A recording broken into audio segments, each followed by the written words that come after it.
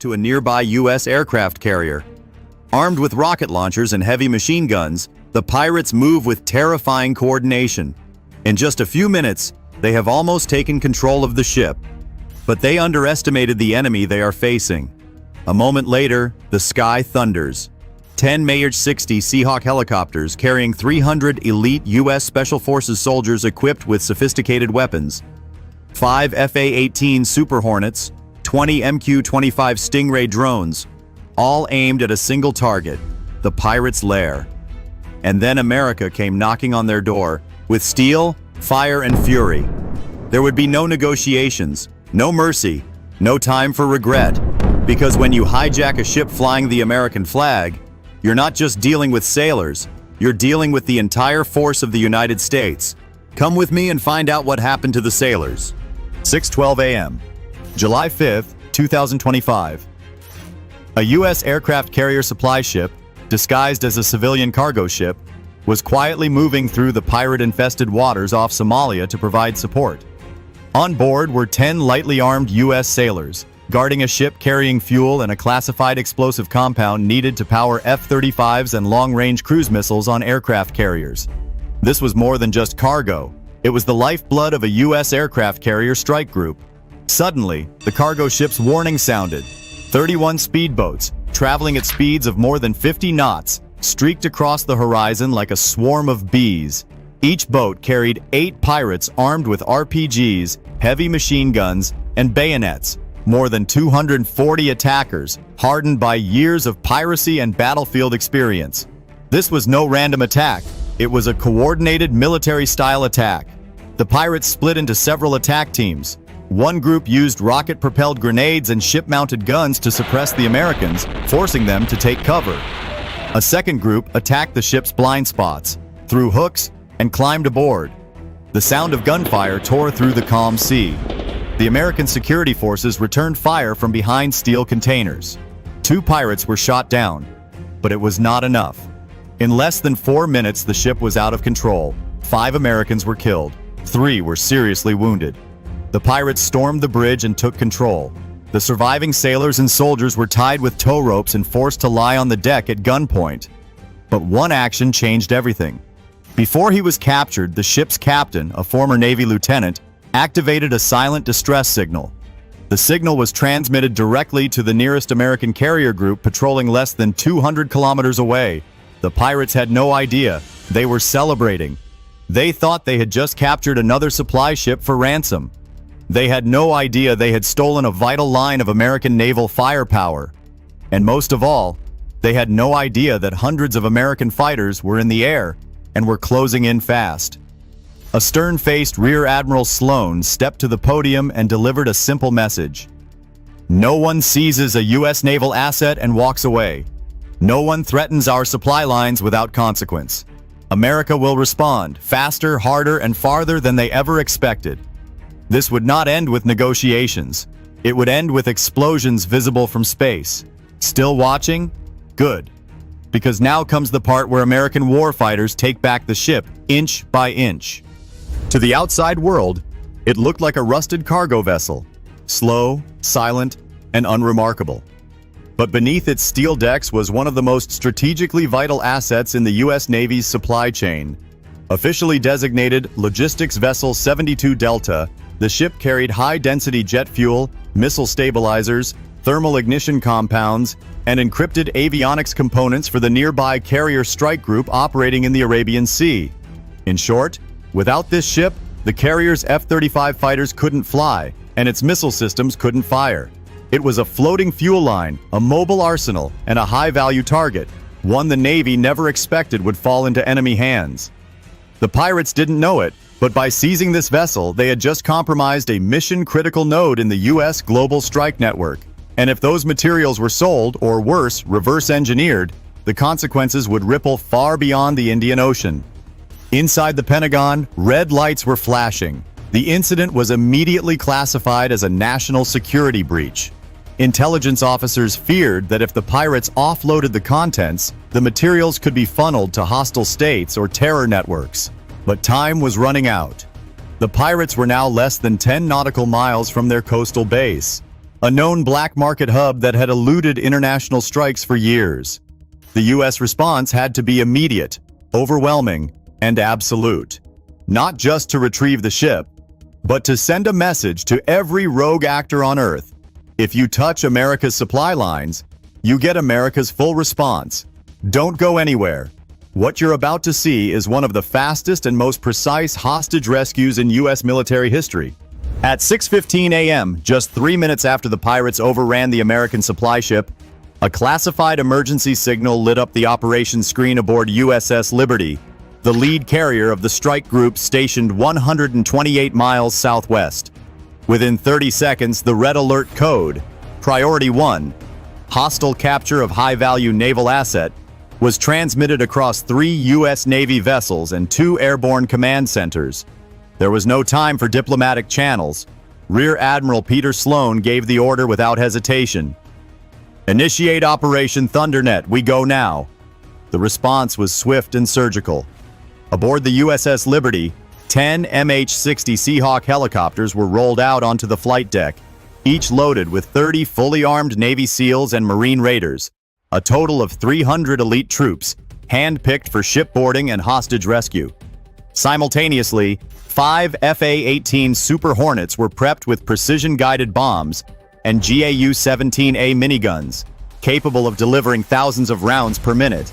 In the hangars below, flight crews launched 20 MQ-25 Stingray drones, the latest in AI-powered reconnaissance and strike capability. Each drone was fitted with dual microbomb bays, advanced thermal tracking, and encrypted real-time data feeds directly to the operations tactical hub. Within 9 minutes of the distress signal, the skies over the Indian Ocean roared to life. 3 waves were launched. The first wave, UAVs, flew ahead to locate the hijacked vessel and scan for escort boats. The second wave, Super Hornets, circled wide, preparing to suppress enemy fire from the air. The third wave, Seahawk helicopters, moved low across the sea surface, hugging the radar shadow zone.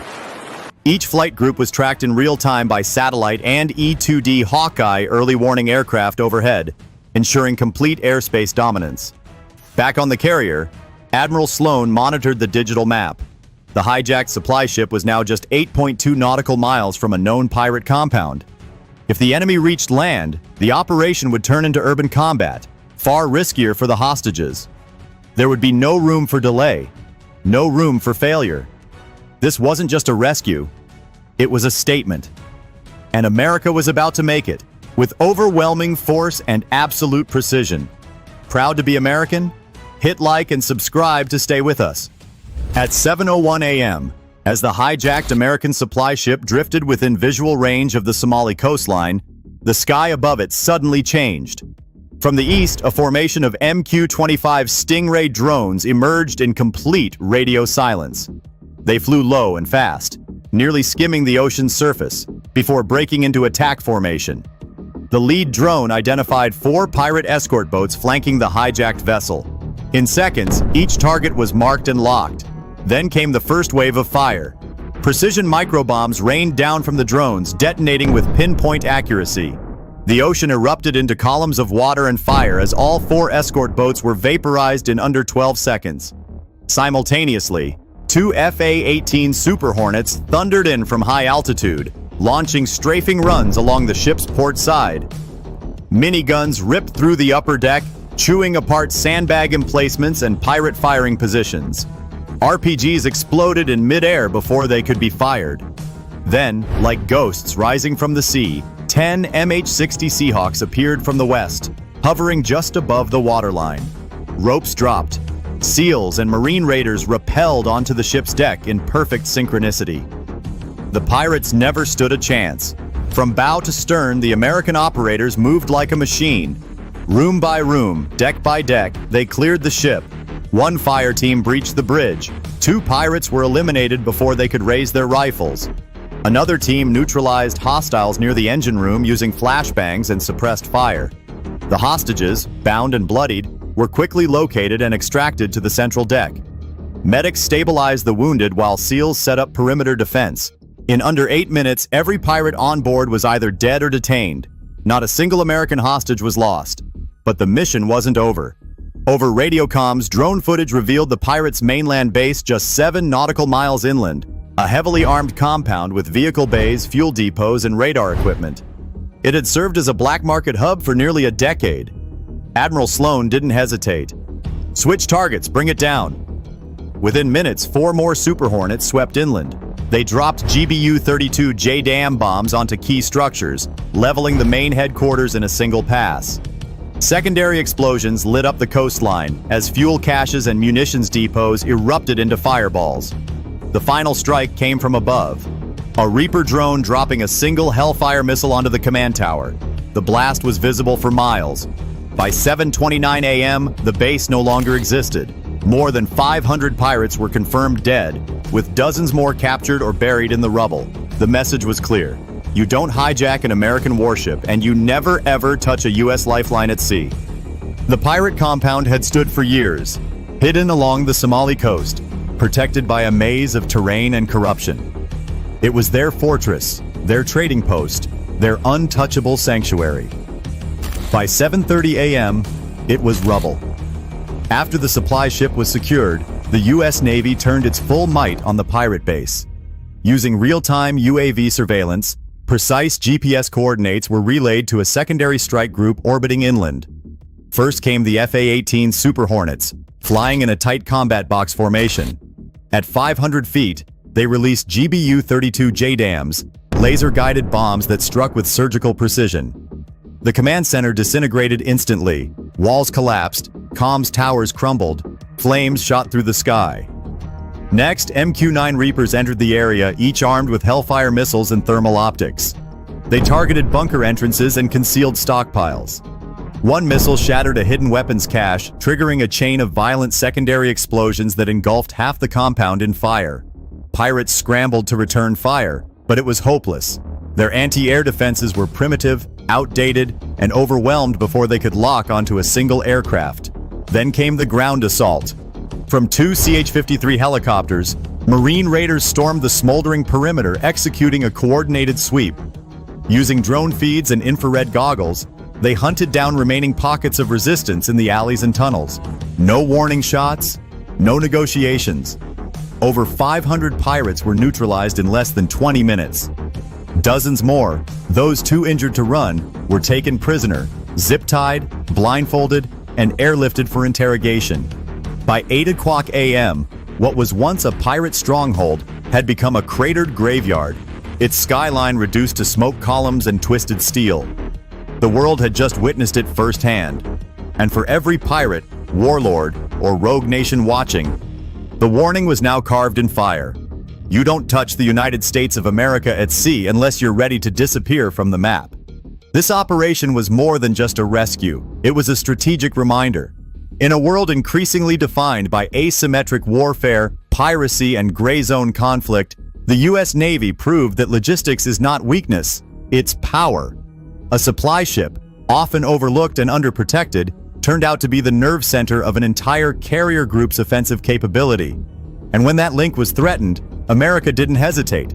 It responded with the full spectrum of modern warfare: surveillance, air dominance, special forces, and precision strikes. The pirates believed they could strike quickly, vanish into the coast, and negotiate from a position of fear. Instead, they learned the real cost of provoking a superpower. For U.S. military planners, this was also a lesson in readiness. The world's oceans remain contested, and America's global presence is only as strong as its ability to protect the lifelines that fuel it. This wasn't just about Somalia, it was a warning to every hostile actor on every coast. Attack one ship, expect the weight of an entire nation. The rescue of the U.S. supply ship was not just a military success, it was a declaration. It reminded the world that the United States does not tolerate threats to its forces, its people, or its global presence. What began as a brutal ambush by over 240 armed pirates ended with the complete annihilation of their forces, the destruction of their base, and the safe return of every surviving American crew member. But beyond the battlefield victory, this operation sent a far deeper message. America's strength isn't just in aircraft carriers or fighter jets. It's in its ability to respond swiftly, precisely, and without compromise. Every link in the chain, from supply ships to forward bases, is protected by a force that never sleeps, never backs down, and never forgets. To any hostile force watching, the ocean is vast.